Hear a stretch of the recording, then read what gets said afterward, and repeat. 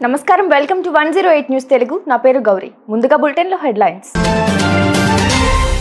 రాజమండ్రి నుంచి నేరుగా ఢిల్లీకి విమాన సర్వీస్ ప్రారంభం వికారాబాద్ జిల్లా కలెక్టర్ కు నిరసన సెగ ప్రభుత్వానికి వ్యతిరేకంగా నినాదాలు చేసిన బీఆర్ఎస్ నేతలు రోహిత్ శర్మ టెస్టులకు పనికిరాడు మాజీ క్రికెటర్ ఎద్దేవా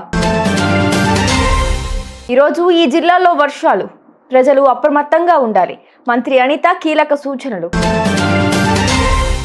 ఏపీలోని రాజమండ్రి నుంచి నేరుగా ఢిల్లీ ముంబై విమాన సర్వీస్ ప్రారంభమైంది. ఢిల్లీ నుంచి రాజమండ్రి మదరపూడి ఎయిర్పోర్టుకు మొదటిసారిగా వచ్చిన ఇండిగో ఎయిర్ బస్లో కేంద్ర విమానయాన శాఖ మంత్రి రామ్మోహన్ నాయుడు, పార్లమెంటు సభ్యురాలు పురంధేశ్వరి రాజమండ్రికి వచ్చారు. ఈ సందర్భంగా విమానానికి వాటర్ కెనాన్లతో సిబ్బందితో స్వాగతం పలికారు.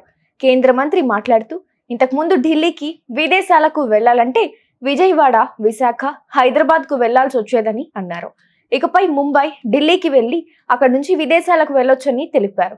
కాకినాడ ఎయిర్పోర్ట్ విషయంలో ల్యాండ్తో సహా ఫిజిబిలిటీని పరిశీలిస్తున్నామని పేర్కొన్నారు. భవిష్యత్తులోనూ తిరుపతి, షిర్డీ, జైపూర్, గుజరాత్ రాష్ట్రాలకు ప్రధాన నగరాలకు బిజినెస్ కనెక్టివిటీని పెంచడానికి అవకాశం ఉందని అన్నారు. 2027లో రాజమండ్రి పుష్కరాలకు కూడా విమానాశ్రయాలు ఎంతగానో దోహదపడతాయని తెలిపారు. వికారాబాద్ జిల్లా కలెక్టర్ ప్రతీక్ జైన్ కు మరోసారి నిరసన సెగ తగిలింది. తాండూరులోని గిరిజన బాలికల వసతి గృహంలో బాలికలకు వైద్య చికిత్స పరిశీలనకు జిల్లా కలెక్టర్ వచ్చారు. ఈ సందర్భంగా ప్రభుత్వానికి వ్యతిరేకంగా బీఆర్ఎస్ నేతలు, కార్యకర్తలు నినాదాలు చేశారు. అనారోగ్యానికి గురైన బాలికలకు ఆసుపత్రిలో చికిత్స అందించాలని బీఆర్ఎస్ నేతలు కోరారు.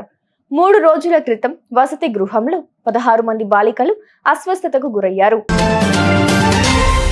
టీమిండియా కెప్టెన్ రోహిత్ శర్మ స్వదేశంలో హీరో, విదేశాల్లో జీరో అని సౌత్ ఆఫ్రికా మాజీ క్రికెటర్ డారిల్ కలినన్ ఎద్దేవా చేశారు. ఫ్లాట్ ట్రాక్లపై మాత్రమే ఆయన ఆడుతారన్నారు.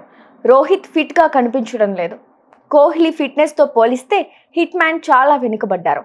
ఆయన అధిక బరువుతో సతమతమవుతున్నారు. 5 రోజుల పాటు సాగే టెస్టుల్లో ఆడేందుకు రోహిత్ పనికిరాడు అని ఆయన వ్యాఖ్యానించారు. గల్ఫ్ ఆఫ్ మన్నార్ పరిసర ప్రాంతాలపై తీవ్ర అల్పపీడనానికి అనుబంధంగా ఉపరితల ఆవర్తనం కొనసాగుతోందని రాష్ట్ర విపత్తుల నిర్వహణ సంస్థ తెలిపింది.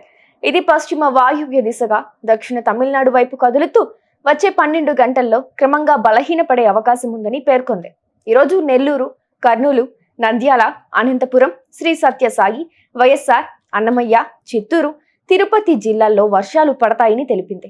భారీ వర్షాలు, వరదల నేపథ్యంలో ప్రజలు అప్రమత్తంగా ఉండాలని హోంమంత్రి వంగలపూడి అనిత కీలక సూచనలు చేశారు. తిరుపతి, సూళ్లూరుపేట వర్ష ప్రభావ ప్రాంతాల ప్రజలకు ఇబ్బందులు లేకుండా చూడాలని అధికారులను ఆమె ఆదేశించారు. ఘాట్ రోడ్లు, కొండ చర్యలున్న ప్రాంతాల్లో ముందస్తు రక్షణ చర్యలు చేపట్టాలన్నారు.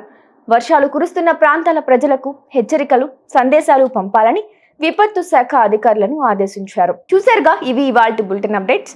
మరో బులెటిన్ తో మళ్ళీ ముందుకు వస్తాను. అంతవరకు keep watching 108 news Telugu. Please subscribe to 108 TV. Subscribe to 108 TV. Please subscribe to 108 TV channel. Please subscribe to 108 channel. Please subscribe to 108 channel. 108 TV ki